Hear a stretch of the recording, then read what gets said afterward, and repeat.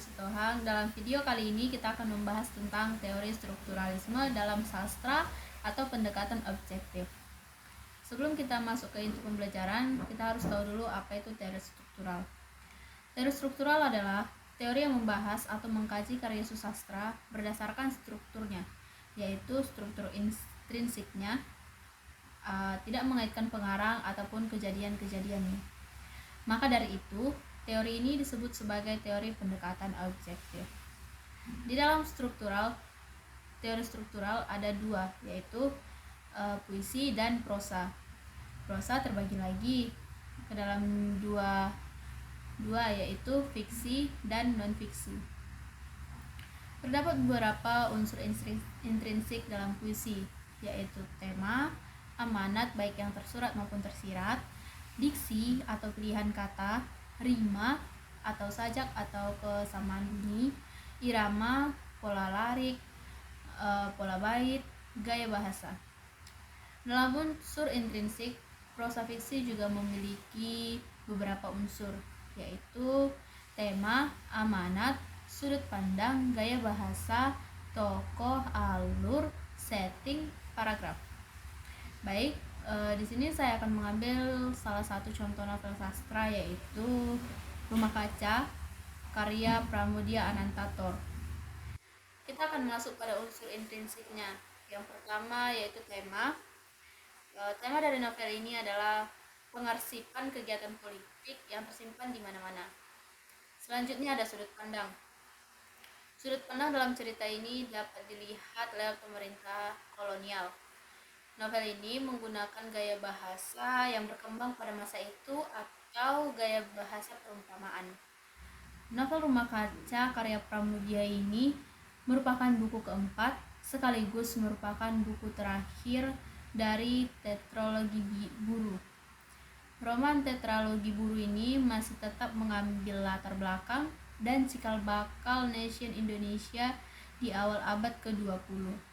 Dalam novel ini nampak berbeda dari ketiga buku sebelumnya.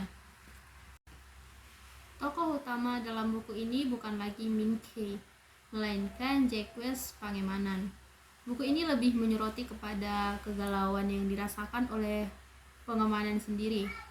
Rumah Kaca ini menggambarkan segala upaya yang dilakukan oleh kolonial untuk memukul mundur semua kegiatan kaum pergerakan dalam sebuah operasi pengarsipan yang rapi.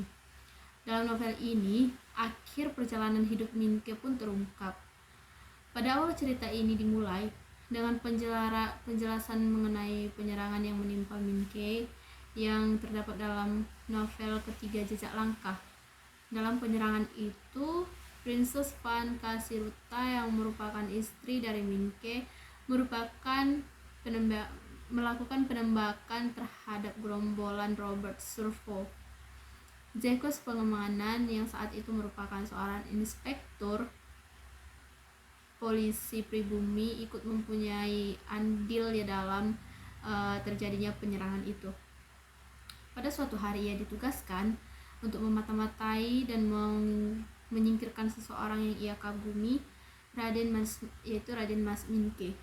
Akhirnya ia melakukan hal tersebut secara diam-diam dengan cara mendatangi rumah Min Ke seakan-akan ingin bersilaturahmi. Dalam tugas ini, ia dibantu oleh Surhoff yang akan menjadi bawahannya langsung. Jacques Pangemanan merancang sebuah kecelakaan terhadap Min Ke, pimpinan redaksi Medan, karena menurutnya apabila Min Ke telah tiada, maka organisasinya pun akan buyar. Karena organisasi ini menurut Eropa belum ada di Hindia. Menurut Jacques Pangemanan, Min Ke harus segera disingkirkan. Selain itu, Robert Surfo pun harus dimusnahkan demi nama baik Pangemanan sendiri. Namun di sisi lain, nurani Pangemanan terusik sehingga dibuatnya surat kaleng kepada Princess yang menyatakan bahwa Min Ke dalam bahaya. Namun pada saat itu Pangemanan masih belum berhasil. Setelah dia berusaha terus, akhirnya ia berhasil untuk menyingkirkan Mas Min Ke, hingga akhirnya Mas Min Ke diasingkan ke Ambon. Min Ke adalah seorang pemimpin redaksi koran. Ia berpihak kepada rakyat pribumi dan terus-menerus menularkan semangat nasionalismenya kepada rakyat pribumi. Hal itulah yang menggelisahkan pemerintahan Belanda dan membuat Belanda mengambil jalan untuk mengasingkannya. Nah, sekian pembahasan dalam teori kita kali ini. Sampai bertemu di video teori-teori lainnya.